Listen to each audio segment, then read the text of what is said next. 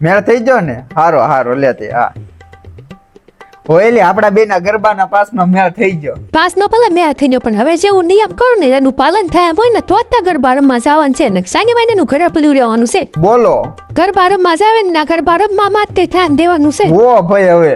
અને ના છે ને બાયું હબો કે છોકરીઓ હમું જોઈએ ને તો તમારા નાના પીસણા ખેરી નાખીશ અને ઘરે આવીને મારીશ નહીં તો હલો. અને ન્યા છે ને છોકરીઓને છે હું સાવલે ગરબા ન રમતા શાંતિથી ગરબા રમજો ભૂખમાં કહો ને તો હારીના ન થતા. અને ન્યા છે ને તે છે ને મારી ગરબા રમવાના છે પાણી પીવાના બાને ભાઈ બધો દોસ્તો હારે ગરબા રમવા ત્યાં ન થાય મારી મારીને પાણી દેશ. જો તને એવું લાગતું હોય ને તો પાસ છે ને બીજાને દઈ દો આપણે છે ને શેરીમાં ગરબા રમશું. હા એટલે બાજુવાળા પાપીઓ હમો લાઈન ઉપર ને જો બસ ને એવું કઈ મને મનમાં નથી. હું જાણું છું તમારા બધા લખન ની બે છોકરાના બાપ થયા તો એ સુતરતા નથી એમ પણ જો ગ્રાઉન્ડ માં ગરબા રમવા જવું હોય ને તો મેં જે નિયમો કીધા ને એનું પાલન થાય એમ હોય ને તો જ ગરબા રમવા જવાનું છે નકર શાંતિથી ઘરે પડ્યું રહેવાનું છે. અને જો શેરીમાં ગરબા રમવા જવું હોય ને તો આડાવળી ક્યાં એટલે ક્યાંય નજર ગઈ ને તો ઘરે આવીને હાવળિયા હાવને જોડી નાખીશ. હવે તમારે જોવાનું છે ગરબા રમવા જવું કે શાંતિથી ઘરે પડ્યું રહેવું. આની કરતા તો લગ્ન ન કર્યા હોત ને તો સારું હતું.